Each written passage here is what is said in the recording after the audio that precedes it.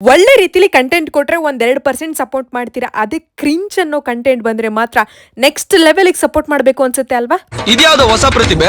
Social ಮೀಡಿಯಾದಲ್ಲಿ ನನಗೆ ಆಗಿರೋ ಒಂದು ಒಳ್ಳೆ ಎಕ್ಸ್ಪೀರಿಯನ್ಸ್ ಏನಪ್ಪಾ ಅಂದ್ರೆ, ಬೇರೆ ಲವರ್ನ ಅವ್ರ ಲವರು ಅಂತ ಹೇಳ್ಕೊಳ್ಳೋ ಶೋಕಿ, 3-4 ವರ್ಷ ಫ್ರೆಂಡ್ಶಿಪ್ ಅಲ್ಲಿ ಇದ್ಬಿಟ್ಟು ಅದು ಲವ್ ಅಂತ ಹೇಳ್ಕೊಳ್ಳೋ ಒಂದ್ ಸೀಕ್ರೆಟ್, ತಿರ್ಗಾ ಲವ್ ಮಾಡ್ಕೊಂಡು ಆರಾಮಾಗಿ ವ್ಲಾಗ್ಸ್ ಮಾಡ್ಕೊಂಡು ವಿಡಿಯೋಸ್ ಮಾಡ್ಕೊಂಡು ಫಾಲೋವರ್ಸ್ ನಾಗ ಇಟ್ಕೊಂಡು ಒಂದೇ ಸಲ ಬ್ರೇಕಪ್ ಅಂತ ಹೇಳ್ಬಿಟ್ಟು ಆ ರೀಸನ್ನು ಈ ರೀಸನ್ನು ನನಗೆ ಸಪೋರ್ಟ್ ಮಾಡಿ ಫಾಲೋ ಮಾಡಿ ಅಂತ ಹೇಳೋರಿಗೆ ಮಾತ್ರ ಈ ಸೋಷಿಯಲ್ ಮೀಡಿಯಾದಲ್ಲಿ ಬೆಲೆ ಅನ್ಸುತ್ತೆ.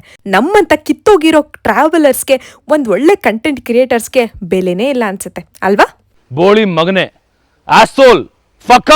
ನಾನು ವ್ಯಕ್ತಿಗಳನ್ನ ನಂಬಿಟ್ಟು ಅಷ್ಟು ಈಸಿಯಾಗಿ ಮೋಸ ಹೋಗಕ್ಕಾಗದೇ ಇಲ್ಲ. ಯಾಕಪ್ಪ ಅಂತ ಅಂದ್ರೆ ಆ ಭಗವಂತ ನನ್ನ ಜೀವನದಲ್ಲಿ ಒಂದು ಒಳ್ಳೆ ಪಾಠ ಕಲಿಸಿದ್ದಾನೆ. ಈಗ ನಾನು ಸತ್ಯ ಹರಿಶ್ಚಂದ್ರ ಅಂದ್ರೆ ಯಾವನಾದ್ರೂ ನಂಬ್ತಾನೇನಯ್ಯ?